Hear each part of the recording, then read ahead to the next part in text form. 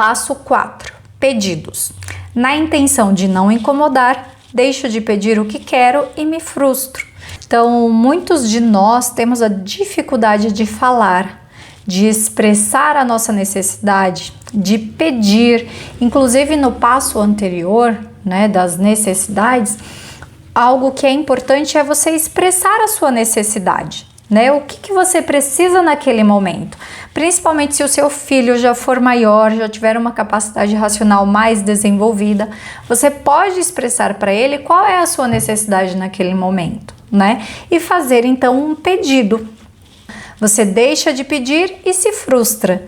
Então, por acreditar que o que eu preciso é óbvio, não falo nada e crio expectativas que jamais serão cumpridas e que viram um peso na relação, então, com a sua criança. A fala, o pedir, o expressar a sua necessidade, o expressar um pedido é essencial para que não haja conflito na relação, na sua relação com o seu filho. Então você precisa explicar. Às vezes nós acreditamos que a nossa criança sabe o que nós queremos. Ela sabe que eu gosto assim. Não, ela não sabe.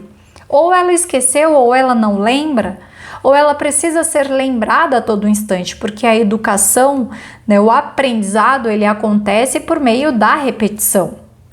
Principalmente com crianças pequenas, que a atenção delas está em outras coisas. A atenção que nós damos às coisas não é a mesma atenção que as crianças dão.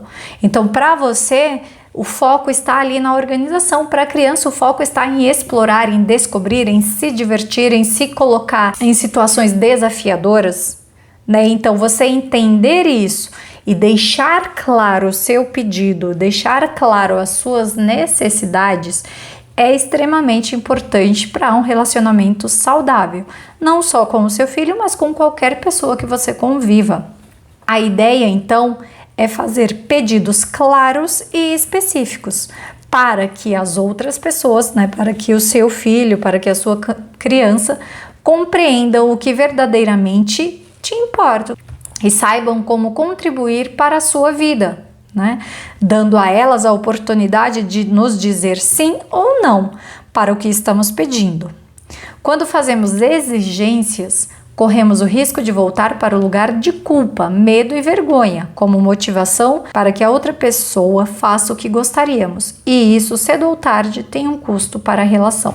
É o deixar claro o que você precisa, é fazer o pedido, é mostrar para a pessoa, é mostrar para o seu filho o que te importa. Então, o que é mais importante ali naquele momento? A organização da casa? Ou a exploração do seu filho, o desenvolvimento físico e motor dele. Então, você também saber balancear o que naquele momento é mais importante para a relação dos dois, para o desenvolvimento saudável do seu filho, é muito importante. Nós temos que ter essa flexibilidade quando nós temos crianças em casa. Então, é óbvio que ter uma rotina, que ter regras, isso é necessário, mas é necessário também ter a flexibilidade, porque nós estamos lidando com crianças. E como nós já vimos nas aulas anteriores, as crianças têm as suas especificidades e o seu jeito de descobrir e se relacionar com o mundo e com os seus pais, conosco. Cabe a você falar abertamente, fazer os seus pedidos abertamente, mostrar para a criança o que importa para você, saber que naquele momento às vezes será preciso abrir mão de algumas coisas, para que vocês possam ter um relacionamento saudável. E aí, quando você faz os pedidos para a criança, quando você pede para ela jogar algo no lixo, arrumar a casa, ou quando você pede para ela qualquer coisa, você precisa deixar claro que aquilo não é uma exigência, é um pedido. Então eu vejo em muitas situações mães que pedem para o filho, vai lavar a louça. Se a criança não for no momento que ela está pedindo, aquilo vira um conflito, vira uma briga. E aí eu deixo aqui bem claro que como é um pedido, você tem que deixar abertura para a pessoa dizer sim ou não. Então, se você, depois de uma situação dessa, depois de um pedido, você vai gritar com o seu filho, Obviamente é assim que ele vai agir em situações que o frustram, né? Porque você se sentiu frustrada, você teve a sua necessidade de seu pedido frustrado e você agiu com agressividade. É dessa forma que você quer que o seu filho reaja? Ou que o seu filho haja frente a essas situações de frustração? Se não, como você quer que o seu filho haja? Né? Então você quer que ele haja de forma ponderada, então haja também de forma ponderada. Pegue o lixo, explique para ele e jogue no lixo. Você vai fazer isso algumas vezes e depois você vai ver que o seu filho automaticamente estará fazendo sem você precisar pedir, porque algumas coisas ele vai aprender pelo exemplo. Quando você pede algo para o seu filho, você tem que saber que ele pode dizer sim ou não àquele pedido. Né? Se você não aceita o não, isso quer dizer que não era um pedido, era uma imposição.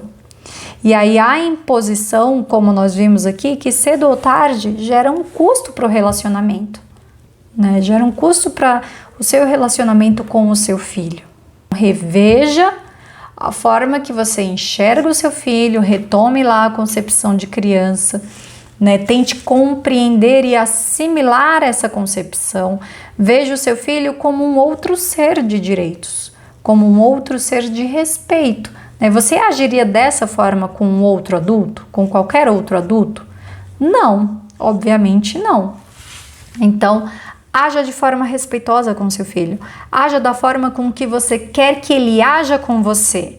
Se você quer que ele haja gritando, que numa situação de frustração ele grite, ele chore, ele se desespere, ok, você agir da mesma forma. Agora, se você quer que ele seja ponderado, que ele seja educado e que ele responda positivamente aos seus pedidos, você também precisa agir dessa forma.